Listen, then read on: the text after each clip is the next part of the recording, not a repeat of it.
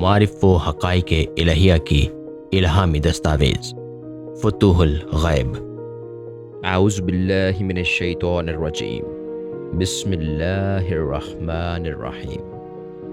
اللہم صلی علی سیدنا و مولانا محمد وعلی آل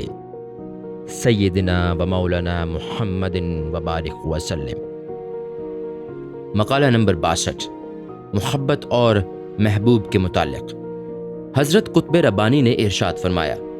تو مصائب و نوائب اور زندگی میں مشکلات و مواقع پیش آنے پر ہمیشہ اللہ تعالیٰ کے خلاف شکوہ و شکایت کیا کرتا ہے اور اس کی ربوبیت کو طرح طرح کے الزام دیتا ہے، حالانکہ وہ اپنے بندوں میں کسی پر ذرا برابر ظلم و زیادتی نہیں کرتا، اور جو مصائب و مشکلات مواقع بندہ کو درپیش آتے ہیں وہ یا تو اس کے مشرکانہ عقائد و اعمال یا فسق و فجور اور حدود شریعت سے متجاوز ہونے کے باعث آتے ہیں۔ کیا تو نہیں جانتا کہ اللہ تعالیٰ وحدہ لا شریک ہے،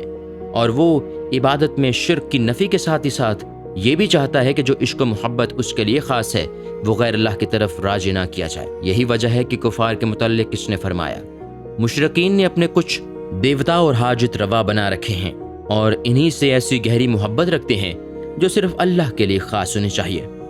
بس جو محبت و رغبت اور جذبہ ذرائیت محبوب حقیقی کے لیے خاص ہے اسے تو غیر اللہ اور دنیاوی ہستیوں کے لیے وقف کیے ہوئے ہے، اور یہی سبب ہے کہ تیرے مصائب و علام کا بس تجھے شکوہ و شکایت اپنے مشرکانہ طرز عمل کا کرنا چاہیے، نہ کہ اللہ تعالیٰ سے ہو۔ پھر تجھے مصائب ہی اس لیے پیش آتے ہیں کہ تو اپنے عقائد و اعمال کی اصلاح کرے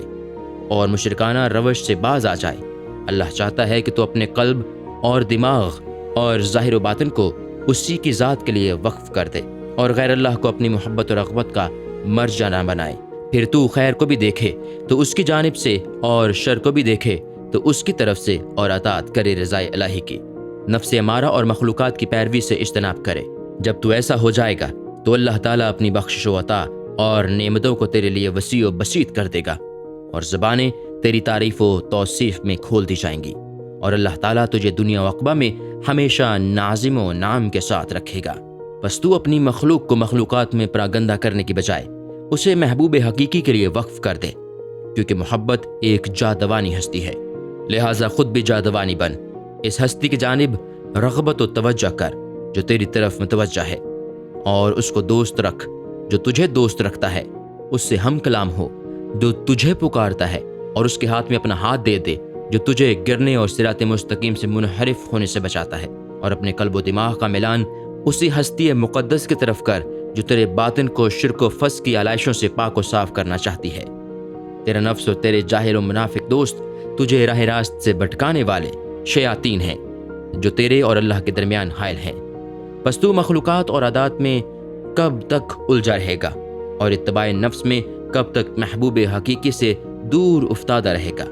اپنے خالق و معبود سے قریب تر ہو، اور یاد رکھ کہ اول و آخر ظاہر و باطن اسی کی ہستی حاکم و حامی ہے۔ تمام مخلوق کا مرجع مشکل کشا، نگہبان اور رازق وہی ہے۔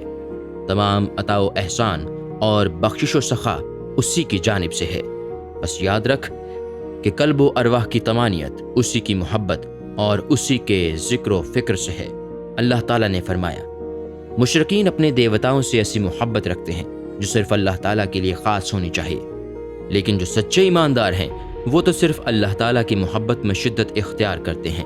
نیز فرمایا، ایمانداروں کے دل تو صرف ذکر الہی سے اطمینان پاتے ہیں، اور یاد رکھیے کہ قلب کو اطمینان اور سکون و توانائی